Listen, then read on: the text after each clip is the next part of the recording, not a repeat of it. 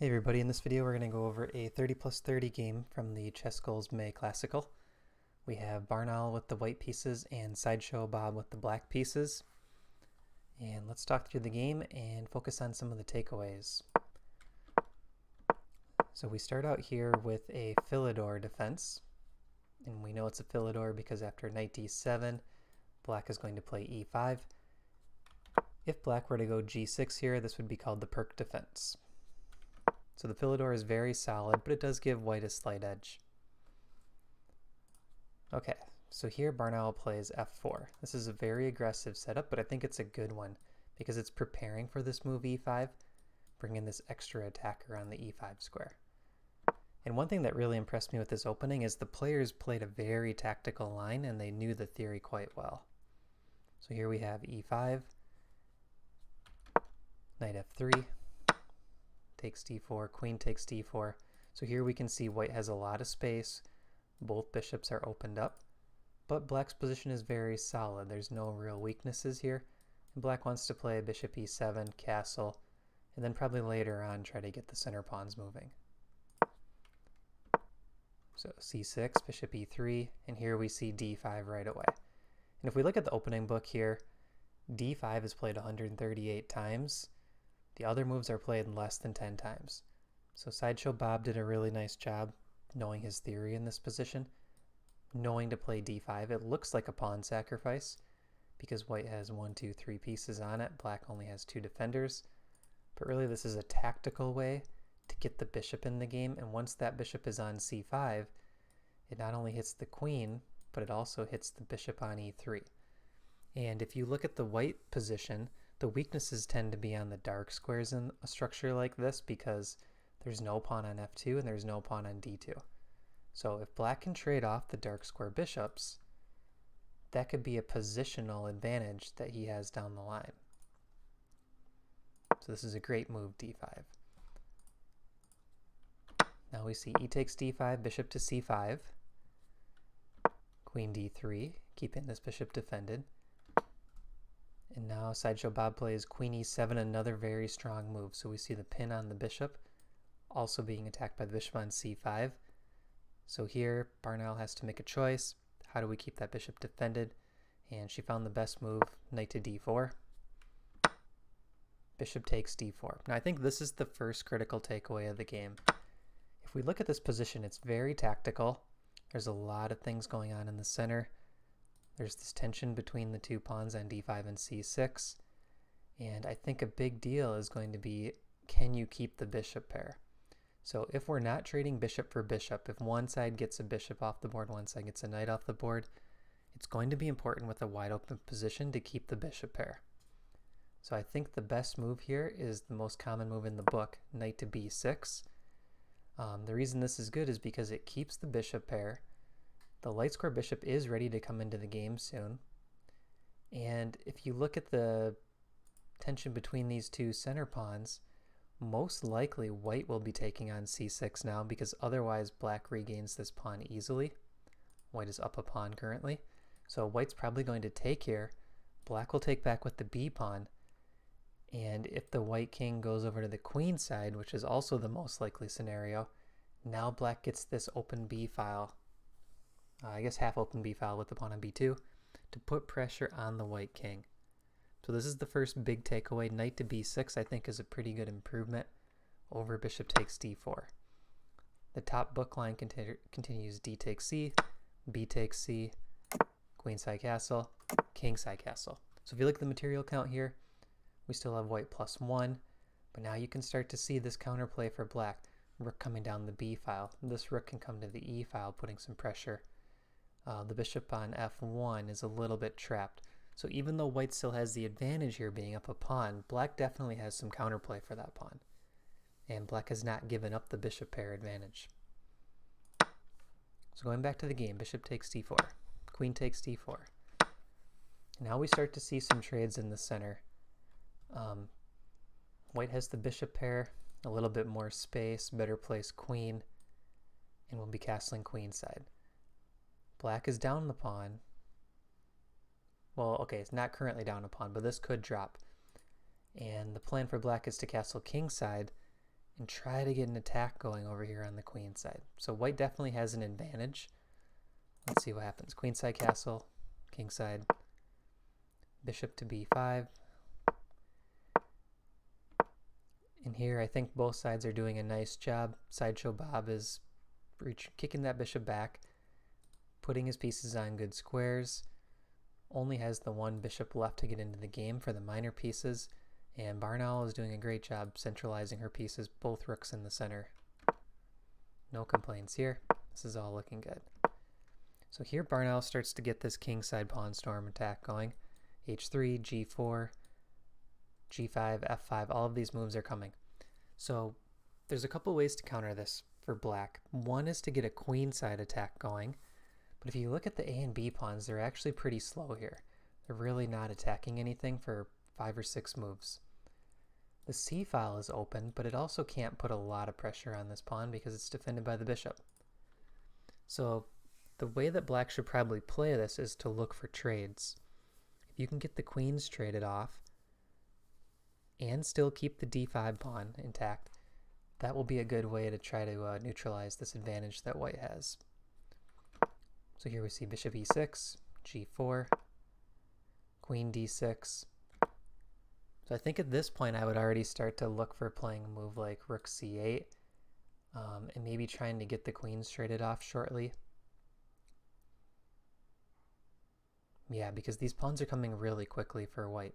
So let's say f5 is played after rook c8. Because f5 was played in the game. Bishop comes back, g5.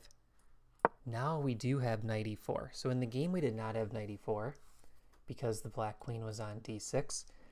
A little bit of a spoiler, but when the queen's on d6, that d5 pawn is pinned, so it cannot capture back on e4.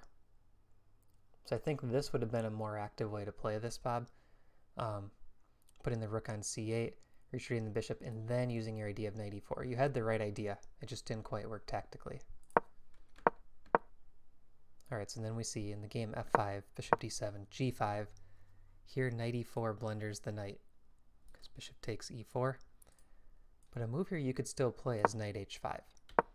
Now one thing that I always like to look at when a blunder like this happens, what was the reason behind the blunder? So we could just claim that it's a tactical error and work on tactics. That's a good thing to do.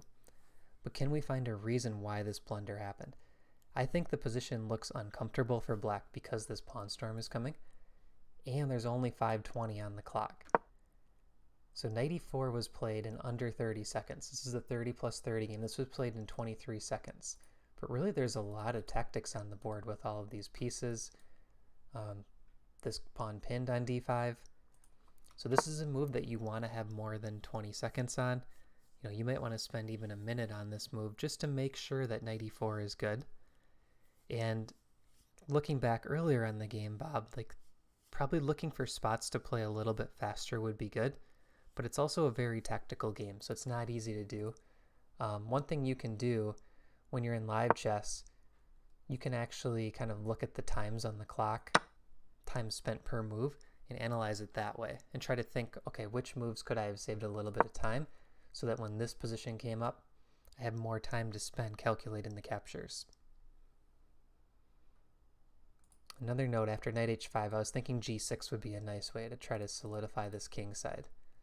White still has an advantage, but black is pretty solid here, and it's kind of on white to prove that there's a winning line. Okay, so bishop takes e4, rook takes e4, queen takes. Now we see this pawn is pinned to the queen. And what's really impressive here is, if you look at the stockfish eval, white is up 7 points.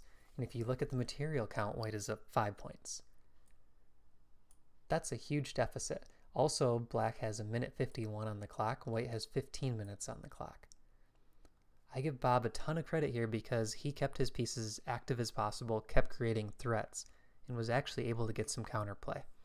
Now, BairnOwl, from your perspective, one thing that I always like to think about when a position is this lopsided is the probability of each side winning. So what we want to do from the white perspective is try to limit all of the counterplay that black has.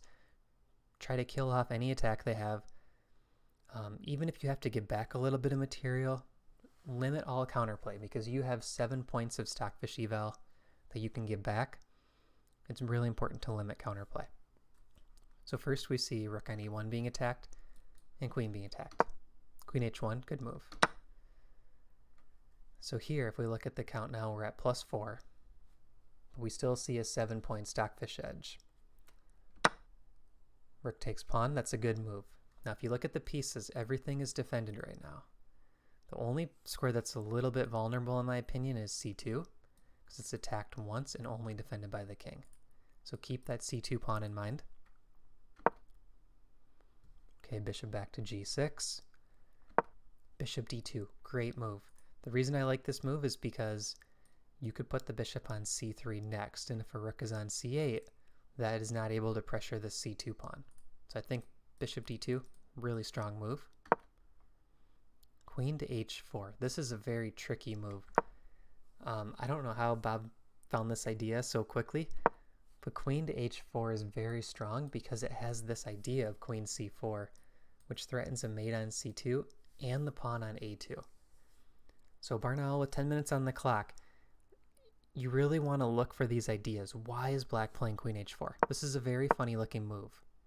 And if you think about the different squares it could go to from h4, I think you will notice pretty quickly that queen c4 or maybe even queen a4 is the threat. Both of those moves hitting a2 and c2. So here what you want to do is probably play a move like bishop to c3. And I was thinking that was your plan originally, because now if queen c4, black's not hitting this pawn on c2. Now you can play a move like king b1, and all of a sudden this position is very safe for the king. No real counterplay for black. And now you can go forward with a plan to maybe push in the h-pawn or trying to offer trades. But you just want to play this very solid if possible. So after queen c4, now things start to get tricky. A nice idea here is to still play bishop to c3.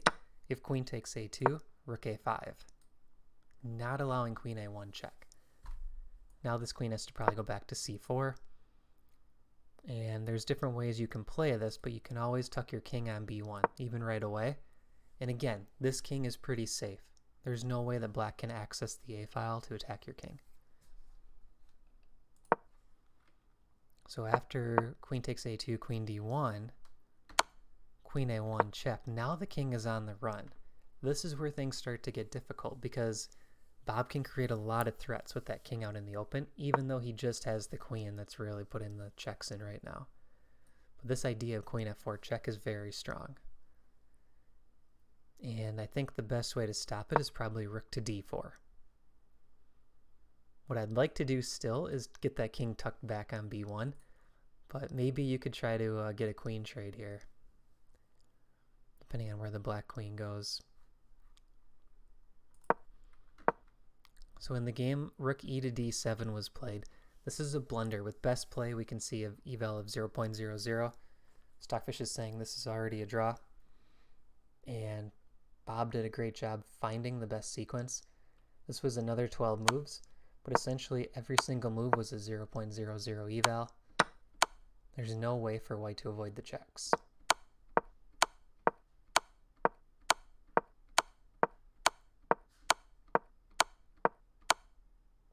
And then we had a draw. So if we go back and think about the takeaways, first let's start from BairnOwl's point of view.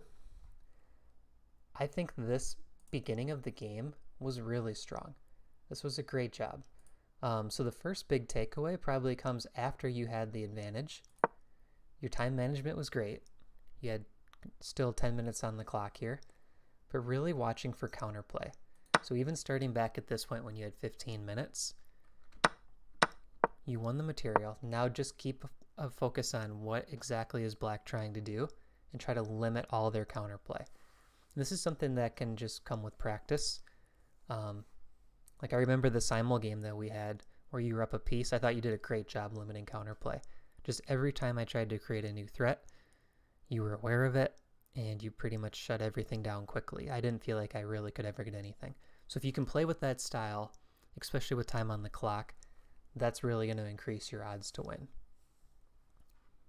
And then from Bob's point of view, Knight to b6 here is a nice move to remember. I mean, 10 moves deep in theory, that's very impressive. But in a real tactical line, it probably is good to know these ideas in case you face it again. And then here, kind of looking for some counterplay with a queen trade, or maybe something on the queen side, and keeping the queen off of d6 so that you can do this plan that you had with knight to e4 next. And then here, Bob, I think time management. Maybe if you can get a little more time on the clock so that you have time to calculate these moves, not feel the pressure of 5 minutes. And positive takeaway for you, Bob, I mean, the opening 9 moves really good. And the way you got this queen active and just fought for counterplay was very impressive. So those are my takeaways from the game. I mean, overall, you look at these accuracy scores, 98.5 to 96.5. That's just a really strong game by both sides, both really well played. So if you're interested in joining ChessGoals, there's the links above, chessgoals.com/join. We also have a Patreon. The cool thing with the Patreon is we have live events like this 30 plus 30 classical. We have simuls. If you're a VIP, we have classes, and the VIPs can actually pick the topics of the classes. I do game analysis of some of the players' games. So check that out, patreon.com/chessgoals and chessgoals.com/join. We also have study plans on there. We have chess.com, ChessGoals forums where people post their study plans. Really a lot of resources. If you like the video, please click the thumbs up. And if you're not a subscriber, please subscribe. Thanks for watching. We'll see you in the next video.